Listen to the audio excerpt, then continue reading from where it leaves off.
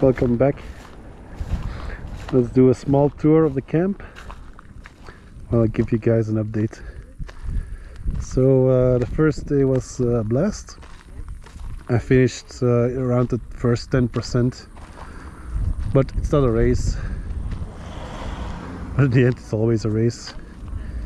Few notes for myself: do not underestimate the heat. It was like 34-35 degrees, which ended up in a lot of difficulties. First of all, the tire pressure seriously increased just because of the heat. I think 0.4 bars of increase. Then my GPS completely went haywire purely from heat. I've since had it on for like 8 hours just to test it, and it didn't give any issues.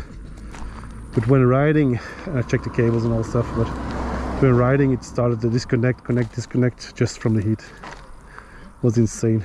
Of course it gets all the sunlight. So that was an issue, but all in all it was okay. One of the other Belgian riders gave me his backup GPS stand, so I want at least we'll have another one available. As you can see, most riders are still on their way home at this point.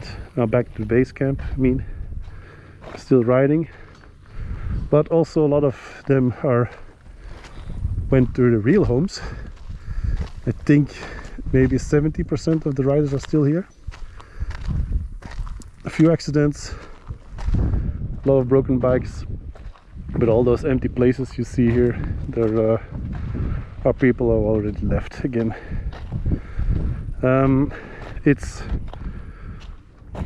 not the most challenging parkour. It's not hard enduro or something, but it's also not a normal TED route or an all-road adventure route. It's more demanding than that.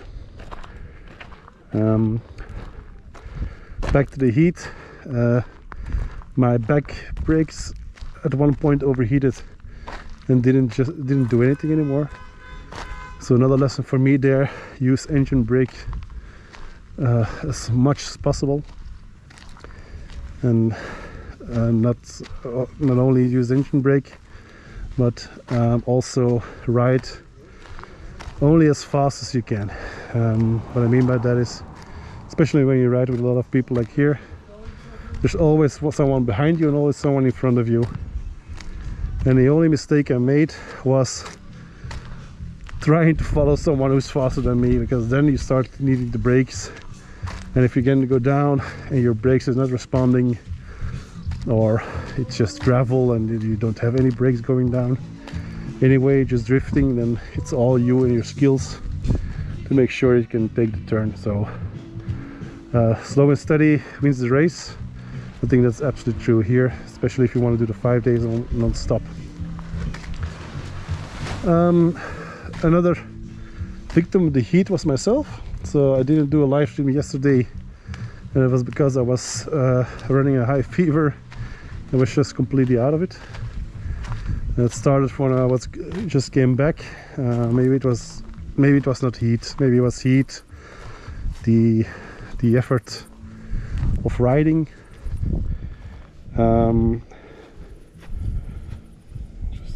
Streams there. Okay. The effort of riding, and then I don't know, maybe the lack of sleep. We had a 32 hours trip coming here with only 2 or 3 hours of sleep, so maybe all that in combination took down my resilience, and I just got very ill. So feeling a lot better now. I actually did book an hotel yesterday night just to make sure I got a good night's sleep. The roof tent is amazing, but as always on a place like this, it's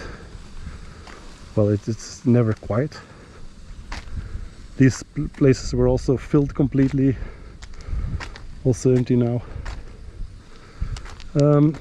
all in all, still a very cool place to be. The scenery is amazing. The next days will be about 25 degrees, 26 degrees. So I'm hoping I can finish and still do 3 of the 5 days. But you'll know tomorrow if I'm streaming from the track or not. Okay, thanks for watching.